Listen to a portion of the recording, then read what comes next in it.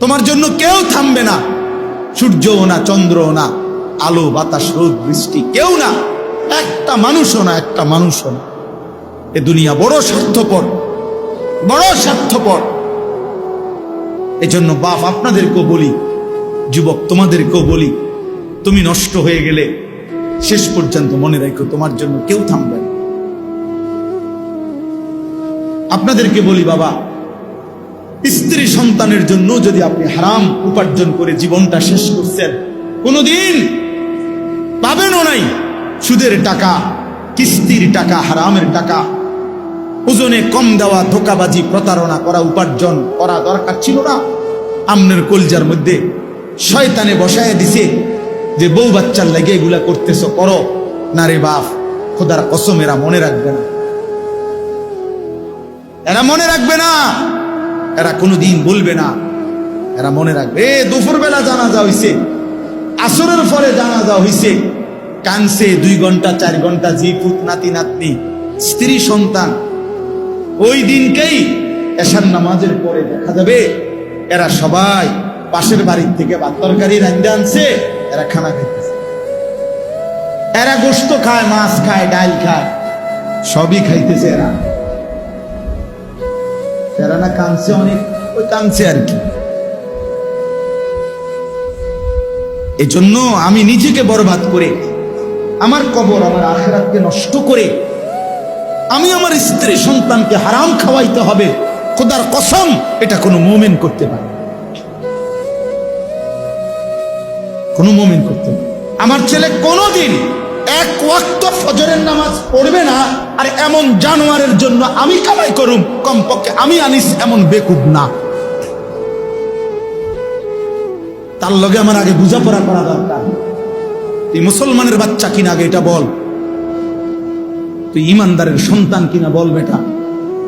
যদি তুই মুসলমানের বাচ্চা হস, আমি তোর জন্য মাথার ঘাম পায়ে ফেলে কামাই করমু, আমার এই কষ্টের উপার্জনের কিনা ফ্যান, খাট, পালং, সোফা, ফার্নিচার, বাজার সদাই, আর তুই বেঈমান সারা রাত মোবাইলে নারী দেখবি, ছবি দেখবি, কোনোদিন ফজরের নামাজ পড়বি না। এমন জানোয়ারের জন্যই আমি কামাই করলাম না, এমন হাইওয়ানের জন্য কামাই করতে বলছে কে? যার কপালে সেজদা নাই অত মানুষ না। কেউ আমরা থাকবো না, রাজপ্রাসাদের ওই অট্টালিকায়ও মরে যাবে, জীর্ণ কুঠিরে কুড়ে ঘরে যে মরে যাবে, জীবনে যে কোনো দিন দুঃখ দেখে নাই সেও মরে যাবে, জীবনে যে কোনো দিন সুখ দেখে নাই সেও মরে যাবে, সেও মরে, চাইলেও মরে যাবে, না চাইলেও মরে যাবে। হসপিটালের আইসিইউর ভিতর থেকেও মালাকুল মৌত নিয়ে আসে, লন্ডন আর থেকে, থাইল্যান্ড থেকেও হসপিটাল থেকে বাংলাদেশের রুগীরে মৃত্যু দিয়ে দেয়। এই জন্য বন্ধু আমার, বাপ আমার, অনেক ছেলে আছো তোমরা কোনোভাবেই বুঝতে চাও না, কোনোভাবেই না। তোমাদের শাহওয়াত তোমাদেরকে বুঝাইতে চায়, কোনোভাবেই তোমরা বুঝতে চাও না যে এই মোবাইল, এই নারী, এই ছবি, তোমাদের বন্ধুদের এই আড্ডা, এটা তোমার ভালো করে না। এই কথাটা অনেক ছেলে আছে এত পাষাণ, এত পাষাণ যে তার কলিজাটা এইভাবে আটকাইয়া ফেলছে, এই নাফরমানিটা বুঝেই না, বুঝতে কোনো কিছুতে তার ঘাড় নোয়ানো যায় না, সেজদা দেয়। হায় হায় রে বাপ, মুসলমানের বাচ্চা এত বড় শক্ত হওয়া, এত পাষাণ হওয়া, এটা তো একটা জানোয়ারের স্বভাব না।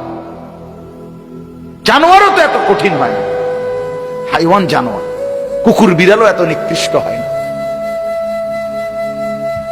আমি রীতিমতো হুজুর, আমার জিন্দিগি যদি কেউ, আমার মন চায় মাঝে মধ্যে যে মানে এটা গবেষণা করি, মানে পিএইচডি করি এটার উপরে, যে একটা মুসলমানের বাচ্চা 365 দিনের 1 বছরে কোনদিন ফজরের নামাজ পড়ে না, এটা কিভাবে সম্ভব? আমার এটা মন চায় যে এটার উপরে একটা কি করি, বিশ্বাস করুন, মানে এটা কিভাবে, মানে এই কেমন মানুষের বাচ্চা, এই জানোয়ার, এত বড় জানোয়ার কেমনে হইল? আরে তে এত বড় শক্ত হারামি হইল কেমনে? আমার এটা মাথার ধরে না বিশ্বাস। বহুদিন আমি কতজনের কাছে কথা বলছি যে ভাই আমার এটা বুঝে ধরে না, আমি এটা বুঝিয়ে না কথা এটা। আরে কিরে কয়, এটা কি ধরনের মুসলমান, এটা কি জানোয়ার? এই জানোয়ারের বাতরান দেখে এই জানোয়ারের ঘরে ঘুমাইতে দেয় কে? তার মা কই, তার বাপ কই? হায় হায় হায় হায় হায়, মুসলমানের বাচ্চা এত বড় অসভ্য কেমনে হইল? কেমনে হইল? আল্লাহ বলেন, আমি আল্লাহকে বাদ দিয়ে যে যেটাকে বন্ধু বানায় নিছ, সে যেন মাকড়সার ঘর বানাইছ। কি বানাইছ? মাকড়সার ঘর। ইত্তাখাযাত বাইতান, যে মাকড়সা ঘর বানালো। আর ওয়া ইন্না আওহানাল বুয়ুত লা বাইতুল আনকাবুত লাউ কানু ইয়ালামুন। আল্লাহ বলেন, আর এটা মনে রাখবা, এটা মনে রাখবা, পৃথিবীর সবচেয়ে দুর্বল ঘর মাকড়সার ঘর। এটা আল্লাহ বলছে। তাহলে আল্লাহকে বাদ দিয়ে 60 বছরে একটা সেজদা, একটা হালাল হালাল হারামের কোনো তোয়াক্কা করলা না, নামাজ রোজা বন্দিগির কোনো তোয়াক্কা করলা না, কিস্তি নিয়া, সুদ নিয়া, ঘুষ নিয়া, সিটারি, ধোকা, প্রতারণা, বহু ভাবে দিবা নিশি মেহনত করে 60 বছরে যেই প্রাসাদ, যেই বিল্ডিং সাজাইলা, যেদিন সব রোম স্যাক দিয়া দেখলা, আর কোনো কাজ বাকি নাই, টাইলসও লাগানো শেষ, বাথরুমের বদনাড়া পর্যন্ত সেটিং করা হয়েছে, সোফা, খাট, ফার্নিচার সব ঠিক করা হয়েছে। রব্বুল আলামিন বলে, মালাকুল মউত এখনই নিয়ে আসো, যাও। এক নিমিষে 60 বছরের মেহনত উড়ায়, ঠিক না? এজন্য এটা ভাবা উচিত, আল্লাহকে বাদ দিয়ে, সেজদাকে বাদ দিয়ে, গোলামিকে বাদ দিয়ে, হালাল বাদ দিয়ে, আল্লাহর বন্দিগি বাদ দিয়ে যে যেটার মধ্যে ডুবে গেলেন, সে মাকড়সার ঘর বানাইতেছেন। কি বানাইতেছেন বলেন? তামসা করতেছেন, তামসা।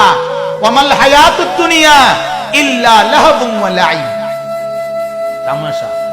আল্লাহ বলে, দুনিয়ার জীবনটা তামাশা বান্দা, খেলাধুলা, খেলাধুলা। হ্যাঁ, লোকটা বিল্ডিং বানায়, আর শাজিদ থেকে আমার মালিক যেন হাসতে হাসতে বলে, ওমা কিরে, এতে দেখি তামসা না করে, তামসা না করে। কিরে বেটা, সেজদা কই? ফানি দিতে দিতে, বিল্ডিং এ ইট ভিজাইতে ভিজাইতে নামাজের ওয়াক্ত শেষ। আছে না? ইট ভিজাইতে ভিজাইতে নামাজের ওয়াক্ত শেষ। আল্লাহ আমাদেরকে মাফ করে দেন। আল্লাহ তাআলা বলেন, আলিফ লাম মিম, 3টি অক্ষরে এর অর্থ আল্লাহ তাআলাই ভালো জানেন। কে ভালো জানেন? এখন যেহেতু সময় নাই, এর কোনো ব্যাখ্যা করছি না। ব্যাখ্যা এটাই যে এগুলোর প্রকৃত অর্থ, একমাত্র অর্থ আল্লাহ তাআলাই জানেন। এরপরে আল্লাহ কি বলছে একটু মনোযোগ দিয়া শুনেন, শুধু তরজমা শুনতে হবে। আল্লাহ তাআলা বলেন, আহাসিবান নাসু আন ইউতরাকু আন ইয়াকুলু আমান্না ওয়া হুম লা ইফতানুন। আল্লাহ বলেন, ও মানুষেরা, তোমরা কি এই ভেবেছো যে তোমরা শুধু মুখে বলবে আমান্না, আমরা ঈমান আনলাম, আমরা মুমিন, আমি মুসলমান, আমি ঈমানদার। ভোটার আইডি কার্ড দেখেন, ধর্ম ইসলাম লেখা। আমার বায়োডাটা দেখেন, ধর্মের পাশে ইসলাম লেখা। দেখেন, নালে নালে এখানে লিখছে কেন? আমি মুসলমান না হলেই লিখছি। কথা বুঝেন? আল্লাহ বলে, তোমরা কি এই ভেবেছো যে তুমি শুধু মুখে বলবা আমি মুমিন, আমি ঈমানদার, আমি মুসলমান, আর ওয়াহুম লা ইফতানুন, আমি আল্লাহর পক্ষ থেকে তোমাকে কোনো পরীক্ষা করা হবে না, এমনিতেই মুখের স্বীকারোক্তিতে, মুখের উচ্চারণেই আমি আল্লাহ তোমাকে ছেড়ে দিব, এই ভাবছো না? আল্লাহ জিজ্ঞেস করছে, তো জবাব দেন যে হ্যাঁ এটাই ভাবছেন কিনা, জবাব দেন না কেন? হ্যাঁ না না একটা কোন। আল্লাহ তাআলা কুরআনুল কারীমের আরেক জায়গায় বলছেন, আম হাসিবতুম আন তাদখুলুল জান্নাহ ওয়ালাম্মা ইয়ালামিল্লাহুল্লাযীনা জাহাদু মিনকুম ওয়া ইয়ালামাস সাবিরিন। তোমরা কি এই ভেবেছো যে শুধুমাত্র মুসলমান বললেই আমি তোমাদেরকে জান্নাতে ঢুকায় দেব? অথচ এখনো কারা কারা আমার রাস্তায় দ্বীন ও ঈমান টিকাইয়া রাখার জন্য কি পরিমাণ যুদ্ধ জিহাদ সংগ্রাম, মুজাহাদা, মেহনত, পরিশ্রম কয়ে কদ্দুর করছো এখনো আমি দেখিয়ে নাই। কে কদ্দুর ইসলাম মানার জন্য সবর করছো এটা আমি এখনো দেখিয়ে নাই। এর আগেই তোমার আমি জান্নাত দিয়ে নিব এই নি ভাবছো। আরেক আয়াতে আল্লাহ তাআলা বলেন, আম হাসিবতুম আন তাদখুলুল জান্নাহ ওয়ালাম্মা ইয়াতিকুম মাসালুল লাযীনা খালাউ মিন ক্বাবলিকুম মাসাতহুমুল বা'সাউ ওয়াদ-দাররাউ ওয়াযুলজিলু হাত্তা ইয়াকুলার রাসূলু ওয়াল্লাযীনা আমানু মা'আহু মাতা নাসরুল্লাহ। আল্লাহ বলেন, আরে কি ভাবলা তুমি? পান খাইতে খাইতে ব্যস্ত যাবে গা, বন খাইতে খাইতে, চা দোয়ানে গপ মারতে মারতে, টেলিভিশন দেখতে দেখতে, এমনি মুসলমান বলতে বললেই এমনি এমনি ব্যস্ত যাইবা গা, গরু জবাই কইরাই। অথচ আমি আল্লাহ তাআলা তোমাদের পূর্বে যত লোক আদম থেকে ঈসা পর্যন্ত ঈমানের দাবি করেছিল তাদের প্রত্যেককে আমি আল্লাহ তাআলা অগণিত কষ্ট, অগণিত পেরেশানি, অগণিত জুলুম এবং নির্যাতনের শিকার তারা হয়েছিল। হাজারো জুলুম, নির্যাতন, কষ্ট, পরিশ্রম এগুলো তাদেরকে উপভোগ করতে, উপলব্ধি করতে, হজম করতে হয়েছে। এই পরিমাণ কষ্ট, ক্লেশ, বিপদ, মুসিবত, পেরেশানি, জুলুম, নির্যাতন, অত্যাচার সহ্য করছে, যার ফলে ওয়াজুলজিলু কাঁপতে শুরু করছে মানুষগুলো। কাঁপতে কাঁপতে কাঁপতে কাঁপতে জুলুম আর অত্যাচারে নিজেদের শরীরের মধ্যে কম্পন শুরু হয়েছে। আর শেষ পর্যন্ত কি পরিমাণ নির্যাতন হইলে আল্লাহ বলে রসুল ওই জামানার নবী এবং নবীর সাথে ঈমানদার বান্দারা আল্লাহর কাছে হাত তুলে বলছে, আল্লাহ আর কতক্ষণ সহ্য করলে আপনার সাহায্য আসবে? মাতা নাসরুল্লাহ, আর কখন, আর কখন? কোরআনুল কারীমের সূরা বুরুজ একটা সূরা আছে না, ওই সূরার মধ্যে আছে পূর্ববর্তী জামানায় এক নবীর ঈমানদার উম্মতকে ওই জামানার জালেম বাদশা ঈমান আনার কারণে মাটি খুঁড়ে গর্ত বানাইছে, বড় বড় গর্ত। আসহাবুল উখদুদ বড় বড় গর্ত বানাইছে, বানাইয়া বলছে এই গর্তের মধ্যে লাকড়ি দিয়ে আগুন ধরাও। পুরা গর্তের মধ্যে যখন আগুন ধাউ ধাউ করে উঠছে তখন ওই নবীর উম্মত, ঈমানদার অনুসারী ওই মানুষগুলোকে একটা একটা করে ধরে ধরে ওই গর্তের মধ্যে, আগুনের মধ্যে ফেলছে। ফেলে এরপরে বলছে এর উপরে মাটি ফেলাও। এরপরে মাটি ফেলাইয়া বলছে এর উপরে তোমরা লাফায়া লাফায়া নাইচা নাইচা এদেরকে দাফন করে দাও। কুতিলা আসহাবুল উখদুদ আন-নারি যাতিল ওয়াকুদ। পড়ে দেখে আল্লাহ তাআলা বলে, এখনো কি সহ্য করছো? এখনো কি সহ্য করছো? এ পরিমাণ কষ্ট সহ্য করছে, যে পরিমাণ কষ্টের পরে রাসূলরা হয় উলুল আজম, নবীরা হয় সীমাহীন ধৈর্য সহ্যের অধিকারী। ঠিক কিনা বলেন না? সেই নবীরা পর্যন্ত হাত তুলে ফেলছে। আল্লাহ আর কতক্ষণ, আর কতক্ষণ? আল্লাহ তাআলা বলেন, আমার বান্দা শুধুমাত্র মুমিনের দাবি করলে, মুসলমানের দাবি করলে বাপ, আল্লাহ বলেন আমি এমনি ছেড়ে দেব না। পরীক্ষা করব, ঈমানের পরীক্ষা, আমলের পরীক্ষা, বন্দেগীর পরীক্ষা, সেজদার পরীক্ষা, গোলামির পরীক্ষা, হালাল হারামের পরীক্ষা, জায়েজ না জায়েজের পরীক্ষা, বৈধ অবৈধের পরীক্ষা। অতএব পরীক্ষায় উত্তীর্ণ হইতে হইলে 24 ঘন্টা আল্লাহ এবং তার রাসূলের নির্দেশনা মতে চলবে। ওয়ালাকাদ ফাতান্নাল্লাযীনা মিন ক্বাবলিহিম। এরপরে আল্লাহ তাআলা বলেন, আমি তোমাদের পূর্বে এই কথাটাই, তোমাদের পূর্বে যত লোক ঈমানের দাবি করছে প্রত্যেকের পরীক্ষা নিয়েছি। প্রত্যেকের কি নিয়েছি? ইব্রাহিম আলাইহিস সালামকে আল্লাহ তাআলা বলেন 84 বছর ইব্রাহিম নবী কাইদা আল্লাহর কাছ থেকে একটা ছেলে পাইছেন। ঠিক কি না বলেন? ছেলেটার নাম কি? ইসমাঈল। কানসে 84 বছর পরে, 84 বছর বয়সে ইসমাঈল হইছে। এরপরে ইব্রাহিমকে আল্লাহ তাআলা, তাফসীরে আছে একটা উর্দু খুতবা আছে 5 খণ্ডে, খুতবাতে কাসিমি, পাকিস্তানের একজন বড় বুজুর্গ হযরত মাওলানা জিয়া আল কাসিমি, ওনার বয়ান আপনারা উলামায়ে কেরাম কিনলে খুব মজা পাবেন পড়ে, উর্দুতে আছে। ওই কিতাবে আছে যে ইব্রাহিম আলাইহিস সালামকে আল্লাহ তাআলা ইসমাঈল ছেলেটাকে দিয়ে প্রথম পরীক্ষা করছে আল্লাহ তাআলা।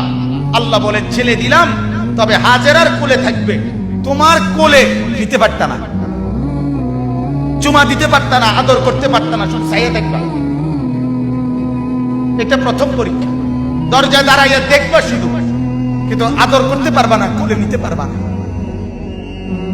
ইব্রাহিম আলাইহিস সালাম বলছে আসলাম, আল্লাহ মেনে নিলাম, তুমি বড় মাওলা, তোমারই ভালোবাসি। কিছুদিন পরে আল্লাহ বললেন ইব্রাহিম, না এখন আর চাইতেও পারতা না, মরুভূমিতে চোখের আড়ালে দূরে ওইখানে রাখা আসে। ইব্রাহিম আলাইহিস সালাম বলছে আসলাম, আল্লাহ মেনে নিলাম, মেনে নিলাম, পরীক্ষায় ফেল করতে চাই না মাওলা, রেজাল্ট ভালো করতেই হবে, প্রয়োজনে ছেলেকে দূরে দিয়ে আসলাম, তবু তোমাকেই ভালোবাসি মাওলা। কিছুদিন পরে আল্লাহ তাআলা বললেন, সংক্ষেপে বলছি এই জন্য, ইব্রাহিম প্রথমে তো দেখতে দিছিলাম, এরপরে চোখের আড়াল করে রাখছিলাম, তবুও তো ছিল, বিদেশে হইল ফুত আমার আছে তো। অনেক মা কাইন্দা কাইন্দা বলে, যাক বউয়ে নিচে গাড়ি, বউয়ের লগে নিচে গাড়ি, আমি মার খবর তো রাখে না, আমার ফুত বাচ্চা তো আছে। কথা বলেন না, বলে না এমন, আমার ফুতে আছে তো, যা খেলে থাকো, আমি মা না পাইলা মারি। আল্লাহ তাআলা বলে ইব্রাহিম তুমি তো ভাবছিলা যাক ফুত আছে তো, না এবার আর রাখতাম না, এইবার জবাই করে আমার দেওয়া আমারটাই দিয়ে দাও। আল্লাহ তাআলা বললেন, ইব্রাহিম বললেন আসলাম, না মাওলা আপনি বড় মাওলা, আপনাকেই ভালোবাসি, আমি ফেল করুম না মাওলা, আমি রেজাল্ট ভালো করতেই হবে। এজন্য ছেলেকে গর্দান মধ্যে ছুরি রাখা দিছে। ছুরি রাখার পরে এবার মাওলা পাক আল্লাহ তাআলার মহব্বতের জোশ আসছে, আল্লাহর রহমতের দরিয়ার মধ্যে, সাগরের মধ্যে উথলে ঢেউ উঠছে। আল্লাহ বলে ইব্রাহিম, আরে তোরে আমি চাইছি রে পরীক্ষা, এবার তুই পুরাপুরি কামিয়াব, তুই পুরাপুরি ফলাফল উত্তীর্ণ, যা তোর ছেলেও দিলাম, আমি আল্লাহ রাজি হয়ে গেলাম। এবার ছেলেও পাইলো, আল্লাহকেও পাইলো, ঠিক কিনা বলেন না? ছেলে কোরবানি হয়েছিল। এজন্য দোস্ত, সন্তানকে দ্বীন শিখাইলে, সন্তানকে কোরআন শিখাইলে, সন্তানকে নামাজ শিখাইলে, সন্তানকে মাদ্রাসায় পড়াইলে, আল্লাহর কসম দুনিয়া অভাব হবে না, দুনিয়াও মিলে যাবে, আখিরাতও মিলে যাবে, আখিরাতও মিলে যাবে। এজন্য অনুরোধ, মুসলমান যতজন বসছেন, একজনও তার একটা সন্তানকে বঞ্চিত করিয়েন, কোরআন থেকে বঞ্চিত করিয়েন, দ্বীন থেকে বঞ্চিত করিয়েন না। আমার শায়েখ আল্লামা মুফতি মুশতাকুর নবী সাহেব হুজুর এটা আবেগে অনেক সময় বলে যে মা, যে বাপ তার সন্তানকে আল্লাহর কোরআন শিখায় নাই, নামাজ রোজা শিখায় নাই, মাদ্রাসার এই সবক দেয় নাই, হুজুর বলে ওই মা বাপ যদি তার সন্তানটাকে 70 বার আগুনে পুড়াইয়া ফেলতো, তাইলে এত ক্ষতি হইতো না। কোরআন না শিখাইয়া এই মা বাপ ওই সন্তানের যে ক্ষতিটা করে দিল। এরপরে হুজুরে বলে যে দোহাই ওই মা বাপকে বলি, আপনি এই সন্তানের বাপ না হলে ভালো ছিলেন, আপনি এই সন্তানের মা না হলে ভালো ছিল। কেন বাচ্চাটাকে বঞ্চিত করলেন? কেন বাচ্চাটাকে বঞ্চিত করলেন? এজন্য একজনও ইনশাআল্লাহ আমরা আমাদের সন্তানকে দ্বীন শেখাবোই শেখাবো ইনশাআল্লাহ। বলেন ইনশাআল্লাহ। আগামীর পৃথিবী, আগামীর সামনে দাজ্জাল বাজান, আগামীর সামনে দাজ্জাল, দাজ্জাল দেখা যায়, দাজ্জাল দেখা যায়, কিয়ামত দেখা যায়। ইকতারাবা লিন-নাসি হিসাবুহুম, আল্লাহ বলে হিসাবের সময় কাছায় গেছে বান্দা। ইকতারাবাতিস সাআ, আল্লাহ বলে কিয়ামত ঘনায় গেছে বান্দা। আরে যিনি বানানেওয়ালা তিনি বলতেছে, ও আমার বান্দা, আমি না বলছি এই নবী শেষ নবী, এই কিতাব শেষ কিতাব, এই দিন শেষ ধর্ম, আর দিতাম না রে, এরপরে তো আমার সংসার আমি গুছাই এলাম, তাহলে কিসের অপেক্ষা করছেন? কথা বলেন না কেন? মালিকই তো বললো আর দিতাম না রে, শেষ, যা দিছি দিছি, এরপরে আর কিসের অপেক্ষায়? এজন্য সন্তানকে বঞ্চিত করবেন না। বলেন ইনশাআল্লাহ। প্রত্যেকেই পাক্কা নিয়ত করেন, তিনজন ছেলে তিনজনই কোরআন পড়বে, তিনজন মেয়ে তিনজনই কোরআন পড়বে। বলেন ইনশাআল্লাহ। যার ঘরে যতজন দিন শিখবে ততজন। কথা বলেন কয়জন? আবার বলেন কয়জন? আছে যতজন দিন শিখবে কতজন? আমি এজন্য সবসময় বলি যে আপনার একটি সন্তানকে হলেও মাদ্রাসায় পড়ান, একটি মেয়েকে হলেও মাদ্রাসায় পড়ান। এই কথা বলা আমার ফতোয়া হলো নাজায়েজ। এটা বলার কোনো সুযোগ নাই, এই কথা বলার কোনো অনুমতি নাই।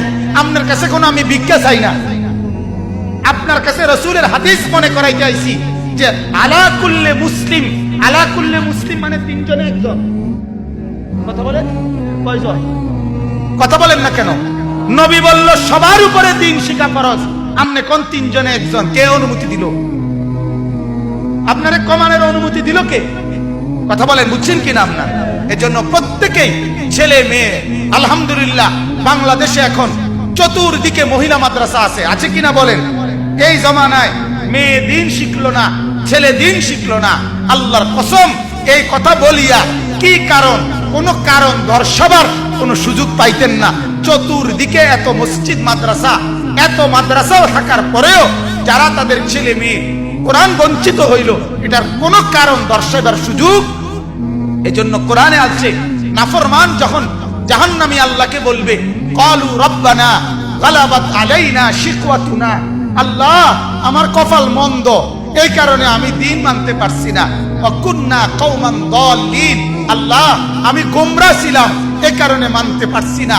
আল্লাহ বলেন ক্বালা খসাউ ফিহা, না না বেঈমান, জাহান্নামের আগুনে মুখ থুবড়ে জাহান্নামের আযাব ভোগ কর। ওয়ালা তুকাল্লিমুন, আর কোনো কথা বলবি না, একটা শব্দ। জাহান্নামে পড়ার পরেও মানে জাহান্নামের আযাব নিক্ষিপ্ত হওয়ার পরও কিছুক্ষণ কথা বলবে। এর শেষ যখন এই কথাটা বলবে রব্বানা আখরিজনা, আল্লাহ আমারে এই জাহান্নাম থেকে উদ্ধার করেন, ফা ইন উদনা ফা ইন্না যালিমুন, যদি আড়াওয়ার করি তাহলে আমি বড় পাপী। আল্লাহ বলেন না, তুই ডুবে মর, তুই এখানে জাহান্নামের আযাব ভোগ কর। ওয়ালা তুকাল্লিমুন, আর কথা বলবি না, আর একটা শব্দ বলবি না।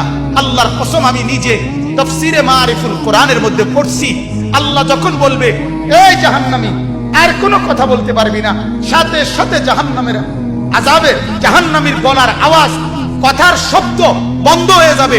এরপরে আর কোনো শব্দ জাহান্নামী উচ্চারণ করতে পারবে না। আরো জঘন্য কথা আছে, তাফসীরে মারিফুল কোরআন লিখছে এরপরে জাহান্নামী কুত্তার মতো ঘেউ ঘেউ করবে, কুকুরের মতো শুধু ঘেউ। ওই জায়গা আছে, বিশ্বাস করে জাহান্নামী আর কোনো কথাই বলতে পারে। ওয়ালা তুকাল্লিমুন, আল্লাহ বলবে আর কোনো কথা নাই, কোনো কথা নেই, চুপ। আল্লাহ আমারে মাফ করে দেন। আল্লাহ তাআলা শেষ, আল্লাহ তাআলা বলেন আমি পরীক্ষা করে দেখব, ফালিয়ালামান্নাল্লাহুল্লাযীনা সাদাকু ওয়ালিয়ালামান্নাল কাযিবিন। আল্লাহ বলেন আমি পরীক্ষা করে ঈমানদার বাছাই করব, সত্যবাদী আর মিথ্যাবাদী। ঈমানের দাবি করো, মুখে বিড়ি, মিথ্যাবাদী। ঈমানের দাবি করো, ফজরের নামাজের সেজদা দাও না, মিথ্যক তুই বেটা। ঈমানের দাবি করো, সুদ খাও, মিথ্যক তুই বেটা। কি বলে? মিথ্যক না। আল্লাহ বলেন আমি ঈমানের দাবিতে পরীক্ষা করে এরপরে সত্যবাদী আর মিথ্যাবাদী বাছাই করব। সর্বশেষ আল্লাহ বলেন আম হাসিবাল্লাযীনা ইয়ামালুনাস সাইয়্যাতি আন ইয়াসবিকুনা। আল্লাহ তাআলা বলছে ও তোমরা যারা গুনাহ করছো, নাফরমানি করছো, পাপ করছো, মোবাইলে ছবি দেখছো, উলঙ্গ নাচ দেখছো, একটা সেজদার খবর নাই, একটা নামাজের খবর নাই, দোকানে বসে বসে চা দোকানদারের নামাজ পড়ার টাইম নাই, মুদি দোকানদারের নামাজ পড়ার টাইম নাই, দেড়বুড়ে সিএনজি অটো ড্রাইভার তারও সেজদা করার টাইম নাই, বুট বেচে তারও নামাজ পড়ার টাইম নাই, বাদাম বেচে তারও নামাজ পড়ার টাইম নাই। আল্লাহ তাআলা বলেন ওই নাফরমান তুই কি ভাবছো? আইনাসবিকুনা, তুই আমার চাইতে আগায় গেছো না? আমি তোরে দেখতাম না, না আমি তোরে কিছু করতে দিতাম না, এটা ভাবছো না? আইনাসবিকুনা, তুমি ভাবছো তুমি আমারে ডিঙ্গাইয়ে গেছো না, আমার রেঞ্জের বাইরে চলে গেছো না? আমার আয়ত্তের বাইরে চলে গেছো। না না, আমার আয়ত্তের বাইরে যাও নাই। সাআমা ইয়াহকুমুন, তুমি যে মনে মনে ফয়সালা করছো, আল্লাহ দেখে না, আল্লাহ ধরে না, আল্লাহ তাআলা মাতে না। আল্লাহ বলেন না, এটা ভুল, এটা ভুল। তুমি অচিরেই কবরে আসলে দেখবা আমার আযাব কত ভয়ঙ্কর। ওয়ালামু আন্নাল্লাহা শাদীদুল ইকাব, মনে রাখবা আমার আযাব বড় ভয়ঙ্কর। বলেন নাউযুবিল্লাহ। সর্বশেষ আয়াত 5 নম্বর আয়াত, আল্লাহ তাআলা খুশখবর দিছে নেককারদেরকেও। তোমরা যারা নেককার, সেজদা করে করে, জিকির করে করে, সকাল সন্ধ্যায় রাত গভীরে, তাহাজ্জুদে আওয়াবিনে, তাসবিহে জিকিরে আমি মাওলাকে ডাকতে ডাকতে এই আশায় বন্দিগি করছো যে আমার সাক্ষাৎ পাইবা। মান কানা ইয়ারজু লিকা আল্লাহ, আমার মোলাকাত, আমার দিদারের আশা করে করে যারা বন্দিগি করছো, আল্লাহ বলেন ফা ইন্না আজালাল্লাহি লাআতিন, আমি আল্লাহ মালাকুল মউত নামে একজন ফেরেশতা মৃত্যু করে দেওয়ার জন্য তোমার কাছে পৌঁছাবো। সে তোমারে মৃত্যু নামক একটা নেয়ামত উপভোগ করাইয়া আমার কাছে নিয়ে আসবে। ফা ইন্না আজালাল্লাহি লাআতিন, আমার আল্লাহর পক্ষ থেকে তোমার মৃত্যু মালাকুল মউত আসবে, লাআতিন আসবে তোমার কাছে, এসে মৃত্যুর শরাব, মৃত্যুর এক পেয়ালা, মৃত্যুর একটুকু শরাব, মৃত্যুর একটু চুমুক তোমারে ভোগ করাইয়া আমার কাছে নিয়ে আসবে।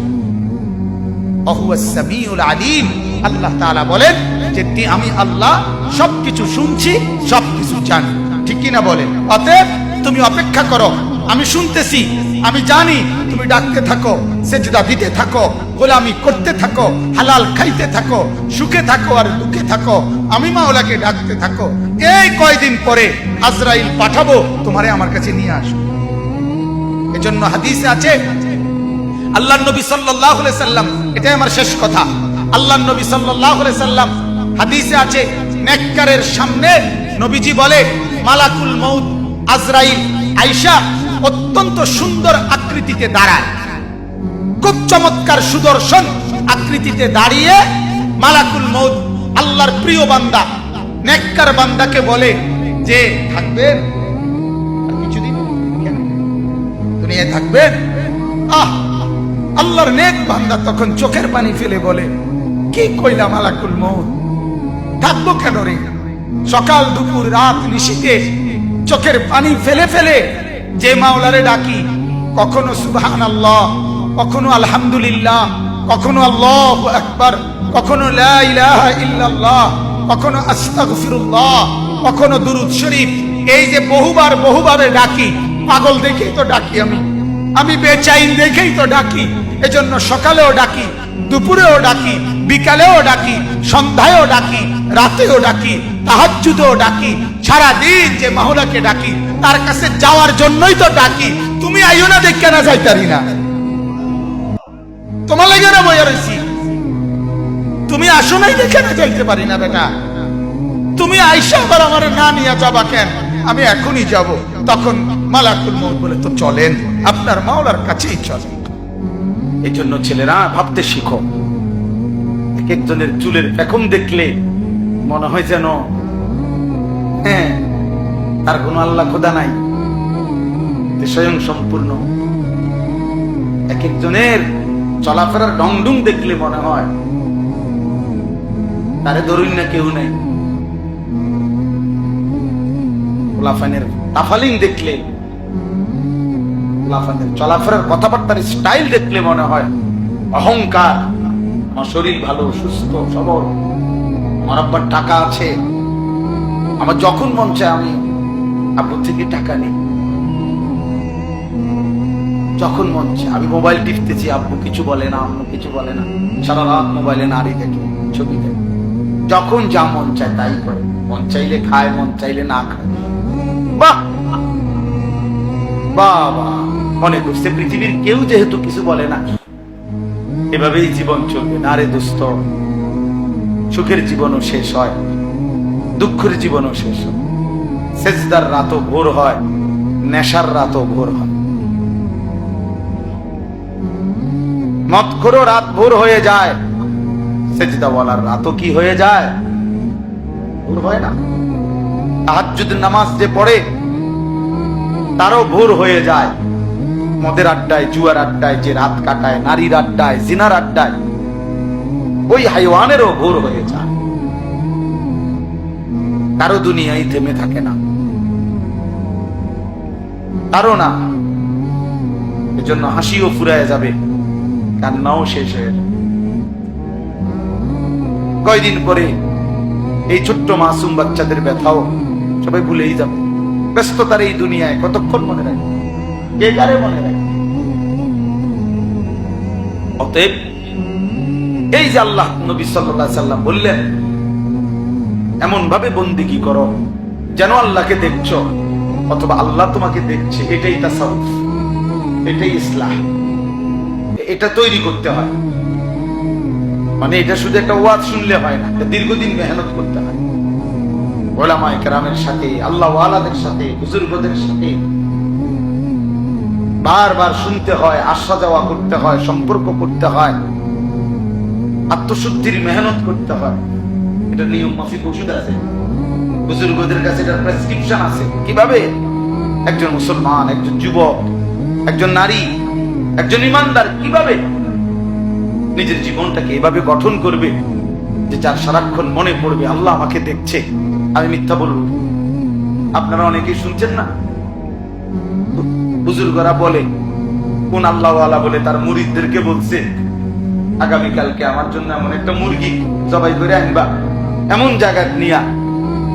আমরা শুনছি হুজুরদের ওয়াজে, ছোটবেলায় আমরাও শুনছি যে কেউ না দেখে এমন জায়গা থেকে জবাই করে আনবা। সবাই মুরগি জবাই করে আনছে, একজনে জীবন্ত মুরগি নিয়ে আসছে। তো হুজুর বলছে, তুমি আস্তা মুরগি নিয়ে আসলা, সবাই তো জবাই করে আনছে। তো বলছে, হুজুর মুরগিটা কেউ দেখে না, এমন একটা জায়গার তালাশে, পুকুরের পারে, নদীর ধারে, বাঁশ ধারে, কত জায়গায়, গোপন একাকী জায়গায় অন্ধকারে গেলাম, কিন্তু খোদার কসম হুজুর যখনই যাই, যেখানেই যাই, বারবার মনে পড়ছে আল্লাহ তো দেখছে। আপনি তো বলছেন কেউ দেখে না, এমন জায়গা থেকে জবাই করতে, এমন জায়গা তো পাইলাম, এমন জায়গা তো মনে হইল না কোনো জায়গারে। সব জায়গাতেই তো মনে পড়লো আল্লাহ তো দেখছে। তিনি বলছেন, হ্যাঁ বাবা, আমি তোমারই খুঁজছি। আমি কি খুঁজছিলাম? তোমারই মূলত খুঁজতেছিলাম যে আমার কোন মুরিদটার হালাত এইটা হইছে, যে যার সারাক্ষণ মনে পড়ে যে আল্লাহ আমাকে, আন তা'বুদাল্লাহা কাআন্নাকা তারাহু ফাইন লাম তাকুন তারাহু ফাইন্নাহু ইয়ারাক। নবীজি বলেন, এমন ভাবে আল্লাহর ইবাদত করবে যেন তুমি আল্লাহকে দেখছো। আল্লাহর নবী সাল্লাল্লাহু আলাইহি ওয়াসাল্লাম একদিন নামাজ পড়ছিলেন। নবীজি সাল্লাল্লাহু আলাইহি ওয়াসাল্লাম নামাজ অবস্থায় একটু সামনে আগাইলেন, আবার পিছায়া নামাজের জায়গায় দাঁড়ায়া নামাজ শেষ করলেন। সাহাবায়ে কেরাম বললেন, ইয়া রাসূলুল্লাহ, নামাজ শেষে কি হলো আল্লাহর নবী? হঠাৎ করে দেখলাম নামাজের মধ্যে একটু আগাইলেন, আবার পিছাইলেন, কি করলেন? আল্লাহর নবী সাল্লাল্লাহু আলাইহি সাল্লাম বলেন, সাহাবীরা রে, জান্নাতের আয়াত যখন পড়ছিলাম, সরাসরি এই দুই চোখে জান্নাত দেখতে পাচ্ছিলাম, আর জান্নাতের ফলগুলো দেখছিলাম। মনটা চাইছিল আগাইয়া জান্নাতের একটা ফলের থোকা ছিঁড়ি, দুনিয়া যেন আবার ফিরে চলে আসলাম। অর্থাৎ এইভাবে দেখছে। এই জন্য আমার শায়েখ আল্লামা মুফতি মুশতাকুর নবী কাসিমি বড় সুন্দর কথা বলছে। হুজুর বলেন যে দুনিয়ার মধ্যে ক্যান্টনমেন্টের মধ্যে সেনাবাহিনী, কেউ 20 বছর, কেউ 25 বছর যুদ্ধের প্র্যাকটিস করে প্রতিদিন, এই আশায় যে যেদিন চূড়ান্ত বাস্তবিক যুদ্ধ হবে সেদিন প্র্যাকটিক্যাল দেখবে, প্র্যাকটিক্যাল যুদ্ধ করবে।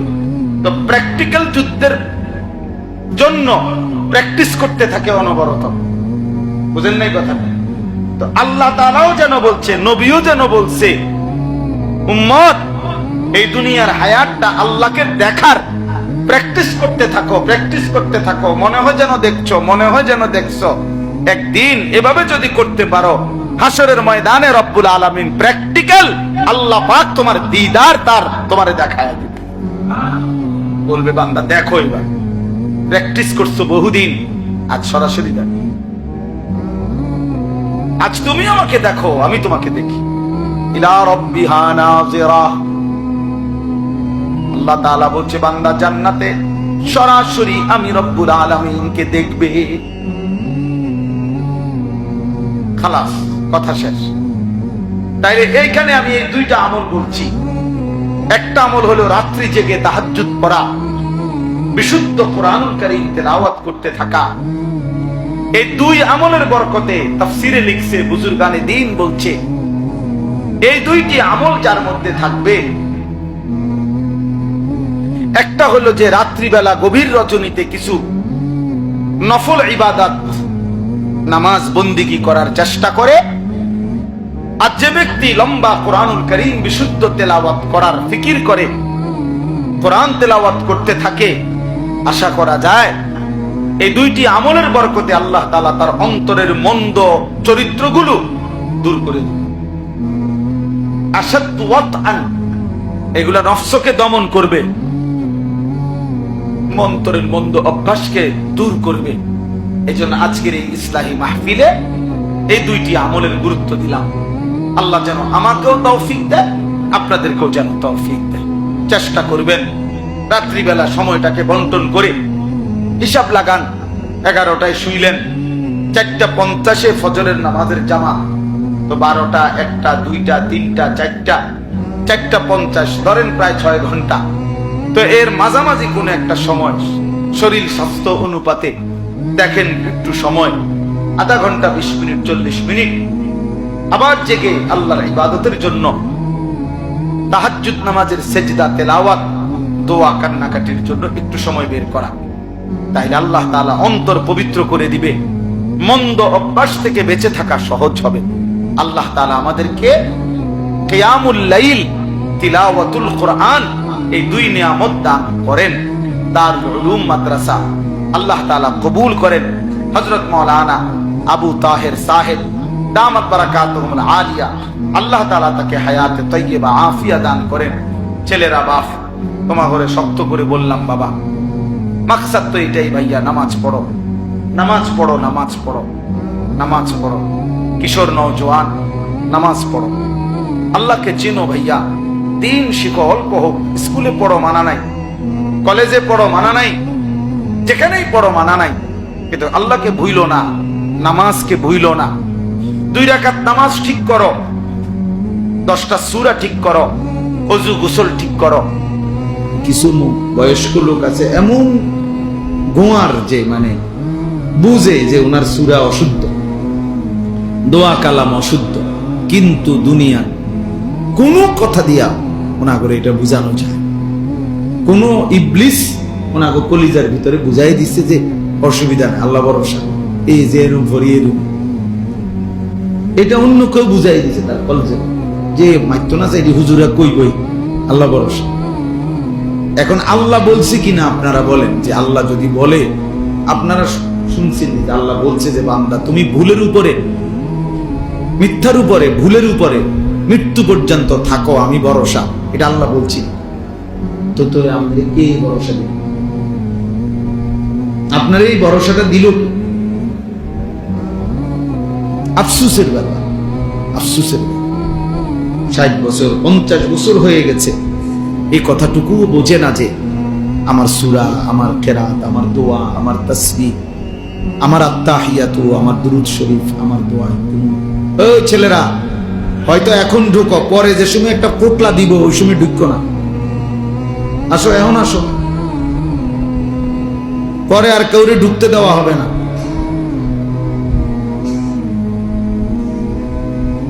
হ্যাঁ, কিছু খবর নেয়, মনে করেন কিছু আছে, খবর নেয়, কিছু দিবনি। এবার যদি রাত 2টাও বাজে ঘুরবো,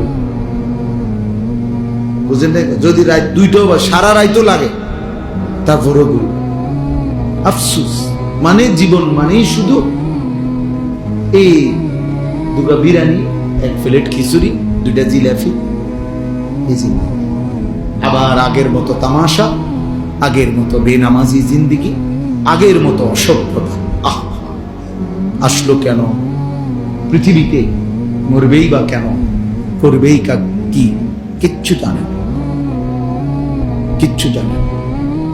আফসুস হয়েছে ওই জীবনের উপরে, আফসুস যে জীবন জানে না আমি আসছি কোত্থেকে, আমার করণীয় কি, কেন আসলাম, কি করছি। জীবনের যার কোনো লক্ষ্য উদ্দেশ্য নাই, গন্তব্য নাই, মঞ্জিল যে চেনে না, আমি যাব কোথায়, পৌঁছবো কোথায়, থামবো কোথায়, এইটা যার মধ্যে জানা নাই, ওই বাস্তবিক অর্থে মনে রাখেন ওই কোনো মানুষ, ওই জন্তু জানোয়ার।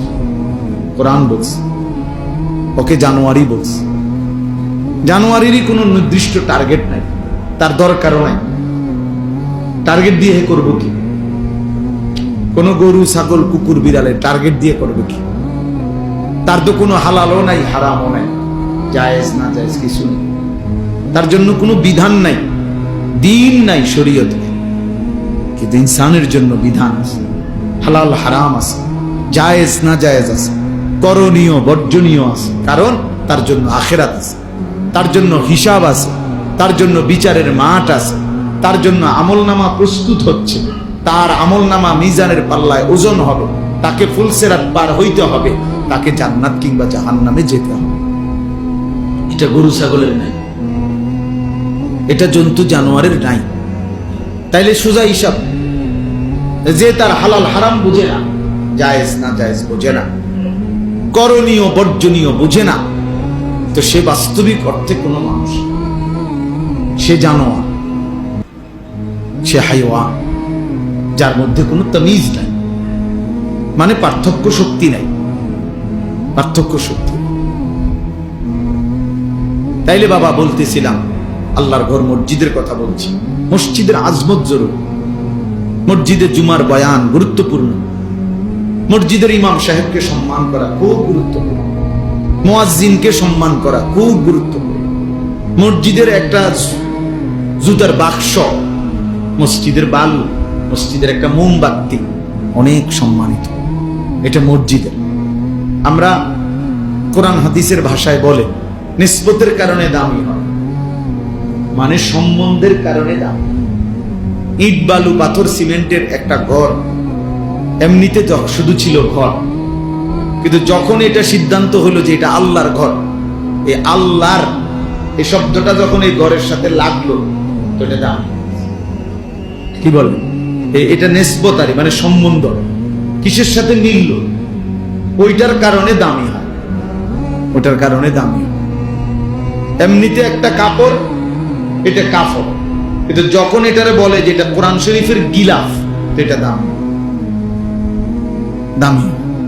তাহলে সম্বন্ধ নিসবত এর কারণে দামি। তো মসজিদ আল্লাহর ঘর, অতএব এটা নিঃসন্দেহে দাম, এটা দাম, এটা অনেক দাম। আমরা এই জন্য ইনশাআল্লাহ মসজিদের জন্য সবার কাছে অনুরোধ, মসজিদে নামাজ পড়া, জামাতকে ঠিক মতো আদায় করা, মসজিদে আন্তরিকতা রাখা, ভালোবাসা, এটা যেন সবার মধ্যেই থাকে। এই পদ পদবী, মূল্যায়ন অবমূল্যায়ন এর কোনো বিষয়, অমুকের সভাপতি বানাইতো, আমনে তারে দিয়ে দেন সভাপতি, তুই সভাপতির আব্বা,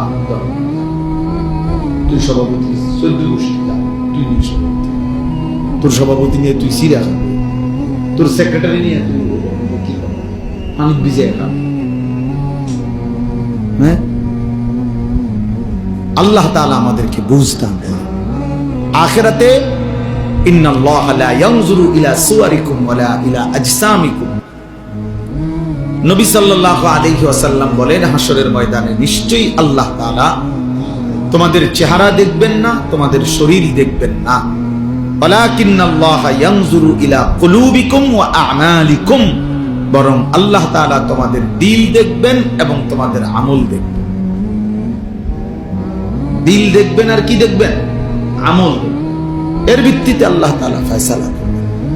এজন্য বাপ ও দুনিয়া বিয়ে সমস্ত পদ পদবি দিয়ে কিচ্ছু আসে যায় না, বরং মসজিদের প্রতি হৃদয়ের টান, এজন্য আমার আখিরাতের জন্য। আমি নামাজ পড়বো, সেজদা দেব, মসজিদে আসব, মসজিদের খেদমতে থাকব, মসজিদে বেশি বেশি যাওয়ার চেষ্টা করব, এটা আমার আখিরাতের জন্য। হাদিসের মধ্যে আছে বাশশিরিল মাশাঈন ফি যুলামি ইলাল মাসাজিদ বিন-নূরিত তাম্মি ইয়াউমাল কিয়ামা। আজীব হাদিস। নবী সাল্লাল্লাহু আলাইহি সাল্লাম বলছে, অন্ধকারের মধ্যে, মানে এশার নামাজ এবং ফজরের নামাজ, অন্ধকারের মধ্যে যারা বেশি বেশি মসজিদে গমন করে, হে নবী, কিয়ামতের দিন ফুলসিরাতের গোড়ায় তাদের জন্য পরিপূর্ণ আলোর সুসংবাদ দান করবে। বিন-নূরিত তাম, পূর্ণ আলো, মানে হাদিসের মধ্যে আছে ফুলসিরাত 30,000 বছরের রাস্তা, যেটা সকলকে পার হইতে হবে। ওয়া ইম মিনকুম ইল্লা ওয়ারিদুহা, আল্লাহ তাআলা কোরআনে বলছে এমন কেউ হবে না যাকে এটা পার হতে হবে, সে নবী হোক, সে ওলি হোক, আর সে কাফের হোক, মানে অনুগত অবাধ্য, সকলকে এটার উপরে কি করতে হবে? পার হইতে হবে, পার হইতে হবে। তো এই 30,000 বছরের রাস্তার যে ফুলসিরাত, এটা নবী সাল্লাল্লাহু আলাইহি সাল্লাম বলছে এটা অন্ধকার থাকবে, একেবারে অমাবস্যার ঘুটঘুটে অন্ধকার। প্রত্যেক মুমিনের ঈমানের সাথে তার আমলের পরিমাণ অনুপাতে ওই ফুলসিরাতের গোড়ায় যখন যাবে, প্রত্যেক ঈমানদারের, ঈমান শর্ত, প্রত্যেক ঈমানদারের তার আমলের পরিমাণ অনুপাতে ওই গোড়ায় গেলে আল্লাহর কুদরতে তার জন্য ওই পরিমাণ আলো জ্বলবে। এই জন্য সবার আলো একরকম হবে না, আলগা লাইট নেই, আপনারটা আপনার আলো, আমারটা আমার, আপনারটা আমার। এই ক্ষেত্রে নবীজি সাল্লাল্লাহু আলাইহি ওয়াসাল্লাম বলছেন যে অন্ধকারের মধ্যে, মানে এশার নামাজ এবং ফজরের নামাজ, এই দুই নামাজ অন্ধকারের নামাজ নাকি? কথা বলেন। এশার নামাজ তো পুরা অন্ধকার, আর ফজরের নামাজ আবসা অন্ধকার। এই দুই অন্ধকারের মধ্যে যে মসজিদে যায় বেশি বেশি, আল্লাহ নবী সাল্লাল্লাহু আলাইহি সাল্লাম বলেন ফুলসিরাতে তার জন্য পূর্ণ আলো জ্বলে, 30,000 বছরের রাস্তা পূর্ণ আলো নিয়ে সে পার হতে পারে। এজন্য এশার নামাজ এবং ফজরের নামাজ খুব গুরুত্বপূর্ণ। এশার নামাজ এবং ফজরের নামাজ যারা আদায় করে না, রাসূলুল্লাহ সাল্লাল্লাহু আলাইহি ওয়াসাল্লাম তাদেরকে বলছেন মুনাফিক। একেবারে স্পষ্ট বুখারীর হাদিস। ওই অপদার্থ হলো মুনাফিক, যে অপদার্থ এশা এবং ফজরের নামাজ পড়ে না। এই দৃষ্টিতে আপনাদের আমাদের অসংখ্য সন্তান, অসংখ্য মুসলমান যারা প্রতিনিয়ত ফজরের নামাজ পড়ে না, এদেরকে বলে রাখেন যে প্রত্যেকেই যেন ভোটার আইডি কার্ড, জন্ম নিবন্ধন সনদ এবং পাসপোর্ট, যেখানে ধর্মের পাশে ইসলাম লিখছে, এটা যেন চেঞ্জ করে, বরং এটা যেন শুধরাইয়া লিখে নেয়, এফিডেভিট করে যে আসলে আমি মুসলমান নাই, মুনাফিক। কেন? আমি ফজরের নামাজ পড়ি না, ফজরের নামাজ পড়ার জন্য কোনো প্রস্তুতিও নাই, আমার মানসিকতাও নাই। এমন অসংখ্য জানোয়ার আছে, হাইওয়ান আছে, যে হাইওয়ানের কলিজার ভিতরেও খোদার 1 বছরে 365 দিনে কোনদিন এই জানোয়ার বলতে পারবে না ফজরের নামাজ কাকে বলে। এটা আস্তা জানোয়ার, আস্তা জানোয়ার, পুরাটা জানোয়ার, পুরাটা জানোয়ার। এটা মানুষ নামের পশু ছাড়া আর কিছু। 365 দিন নাফরমান, তুই মানুষের বাচ্চা বেটা, কোনদিন ফজরের নামাজ পড়বি না। এত বড় বেহায়া, বেশরম মুসলমান হয় কি? এত বড় নিকৃষ্ট মানুষ মুসলমান হবে? মুনাফিক। আল্লাহ রাসূল বলছে বেটা, নবী বলছে মুনাফিক, এটা আস্তা মুনাফিক। আর মুনাফিক সমস্ত বেঈমানের মধ্যে সবচেয়ে নিকৃষ্ট হলো কে? যত লোক আল্লাহর নাফরমান তার মধ্যে মুনাফিক হলো সবচেয়ে নিকৃষ্ট। হযরত আব্দুল্লাহ ইবনে ওমর হাদিসে আছে, নবীজির বিখ্যাত সাহাবী আব্দুল্লাহ ইবনে ওমর রাদিয়াল্লাহু তাআলা আনহুমা, তিনি বলছেন নবীজির জামানায় আমরা মুনাফিক চিনতাম এশা এবং ফজরের জামাতে অনুপস্থিতি দেখে। হাদিস এটা।